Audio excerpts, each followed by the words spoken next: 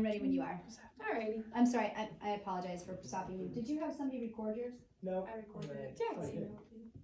Oh, good job, Katie. Oh, nice. Are we Is supposed somebody to- recording Grace's? Me. Okay, I'm just wanting to check that one. Go ahead. Remember back in the day when Fortnite was super popular? I sure do. My brother played that game endlessly and loved it. But I ended up missing my brother a lot. Why on earth would you miss your brother, you might ask? Well, playing violent video games for hours a day does have an impact on one's brain for positive or negative, depending on what kinds of games one is playing. I'll get to more on that in a second. But my brother quit being kind and lost all patience with me once he had been playing that game for a little while. It saddened me that he no longer interacted with me kindly once he had been playing that game. Video games have infiltrated our society to such a degree that people, young people especially, now turn to violent video games for harmless entertainment.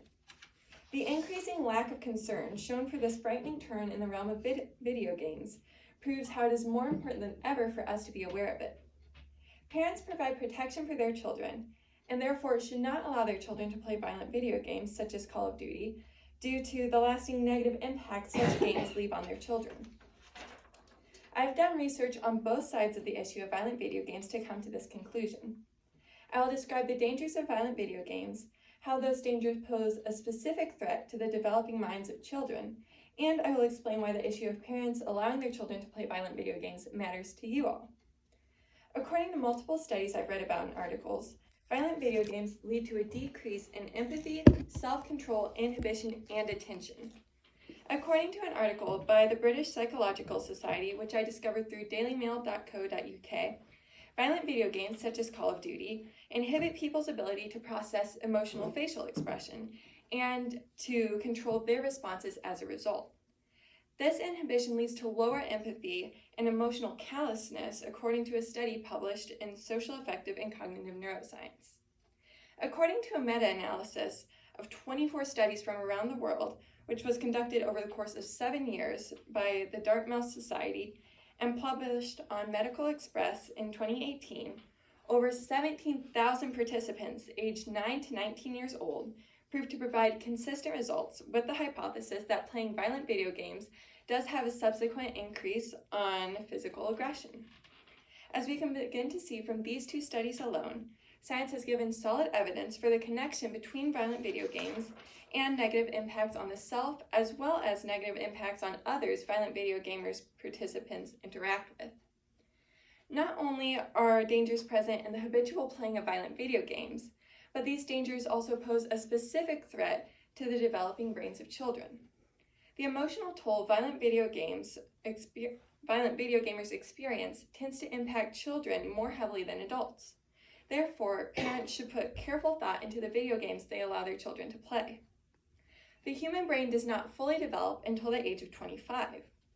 According to rochester.edu, since the emotional part of the brain and the decision-making center do not always develop at the same rate, when teens have overwhelming emotional input, they can't later explain what exactly they were thinking. They weren't thinking as much as they were feeling.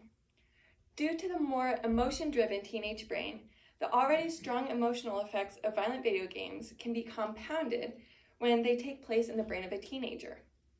According to transcarolina.com, intense action and shooting games tap into the flight or fight response in teens' brains. The overload of stimuli causes stress to increase, and this hyperarousal leaves the teen mentally depleted. For those of you who don't know, hyperarousal, according to Webster Dictionary, is an abnormal state of increased responsiveness to the stimuli that is marked by various physiological and psychological symptoms, such as increased levels of alertness and anxiety, and elevated heart rate and respiration.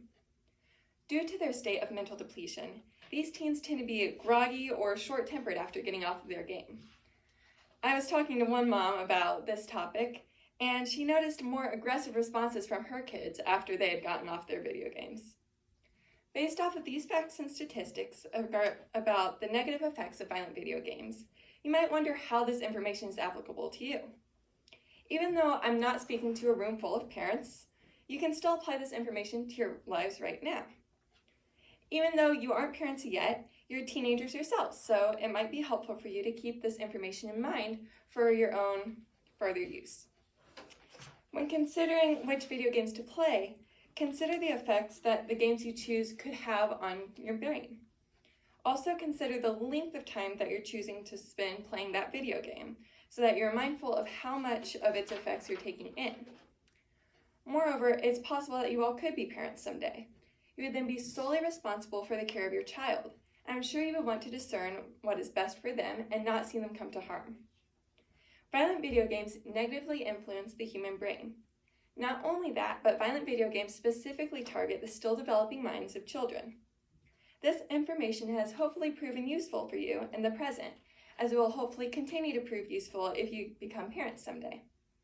The next time you go to pick up a seemingly harmless video game, I hope you will remember to think about the effects it could have on you. Thank you.